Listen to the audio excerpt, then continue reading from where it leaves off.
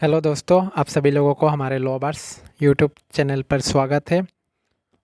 दोस्तों, आज हम लोग कुछ इम्पोर्टेंट कॉन्स्टिट्यूशनल अमेंडमेंट्स एक्ट्स के बारे में डिस्कस करेंगे। तो पहले शुरुआत करते हैं। पहला जो अमेंडमेंट हुआ था 1951। हमें मालूम है कि 1950 के 26 जनवरी हमारा कॉन्स्टिट्यूशन जो कि फोर्स में आया था 26 जनवरी। तो पहला जो अमेंडमेंट हुआ था 1951 को, और उसमें क्या अमेंड हुआ था, उसमें इंक्लूशन हुआ था आर्टिकल 15(4). 1951 में आर्टिकल 15(4) का इंक्लूशन हुआ। आर्टिकल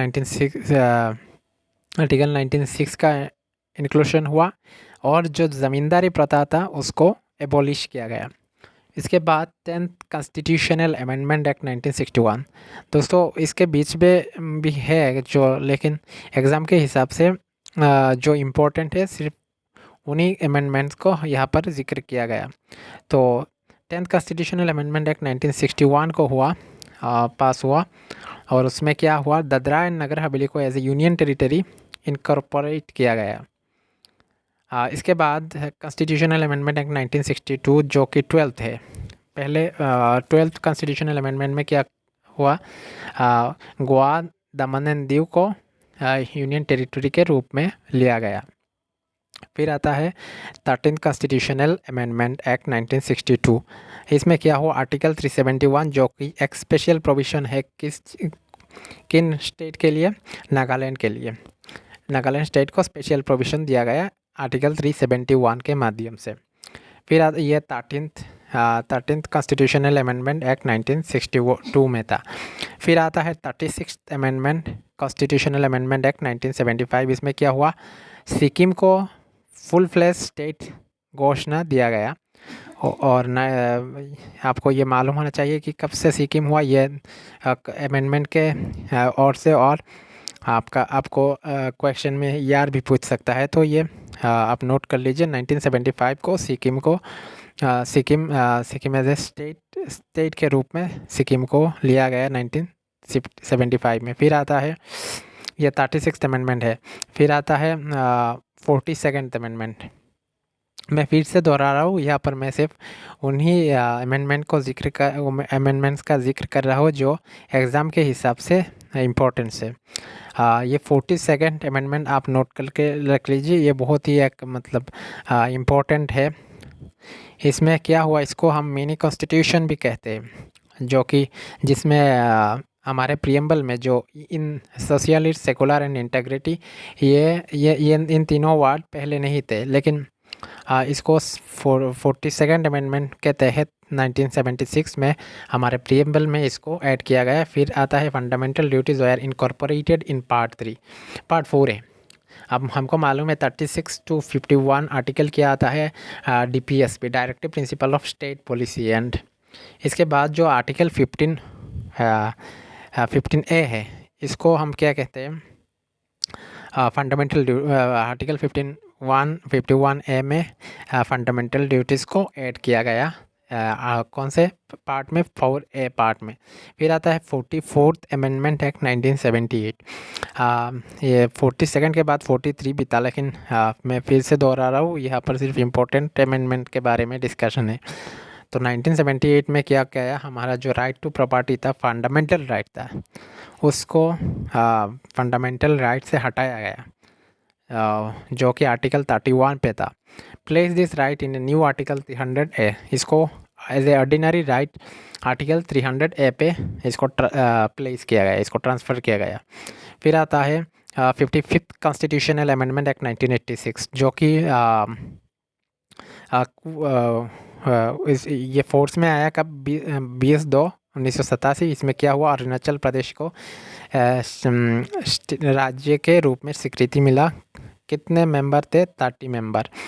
ये याद रखिएगा, ये इम्पोर्टेंट है, 30 मेंबर से अरुणाचल प्रदेश। और ये ईयर होगा 1987, अगर कब अरुणाचल प्रदेश स्टेट के रूप में आया वो 1987 होगा, और अमेंडमेंट का ईयर है 1986।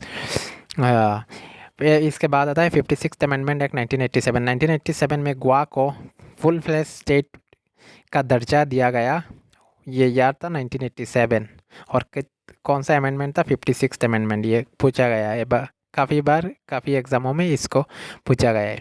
फिर आता है अमेंडमेंट 61st अमेंडमेंट एक्ट, जो कि बहुत ही इम्पोर्टेंट है। हमारा जो वोटिंग एज पहले था 21 ईयर्स, लेकिन इसको 18 ईयर्स पे लाया गया। कब लाया गया? नहीं, इस अमेंडमेंट एक्ट के तहत, जो कि 1988 का था।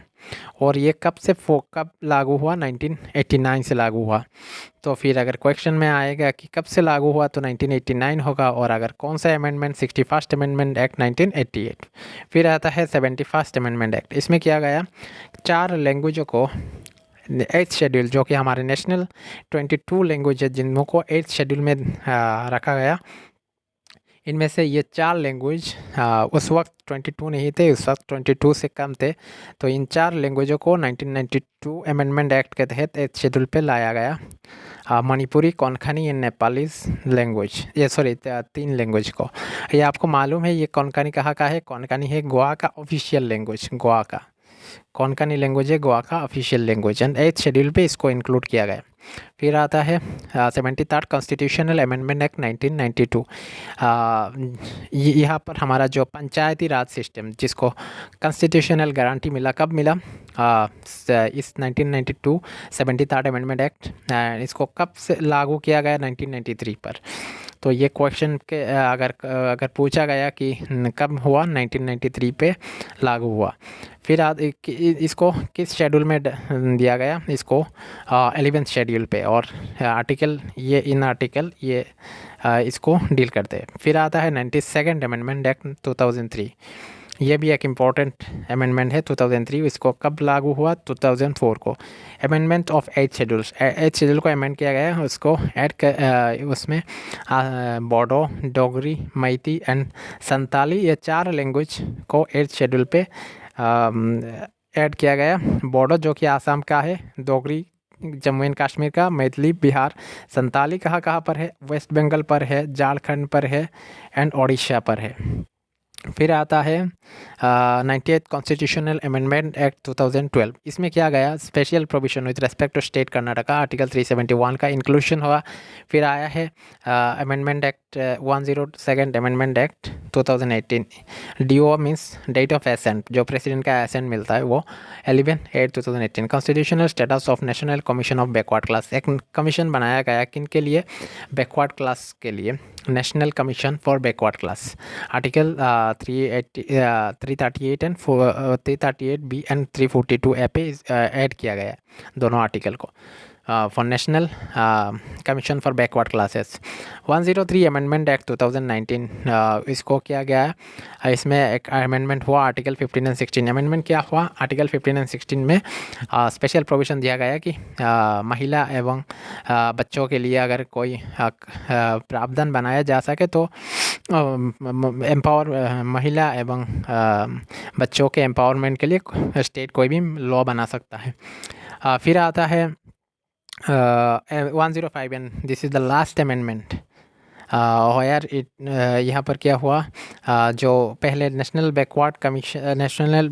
कमीशन फॉर बैकवर्ड क्लास लाया गया था, उसको उठाकर किया गया, स्टेट को पावर दिया गया। Restore the power of state government to identify and specify socially and economically backward classes.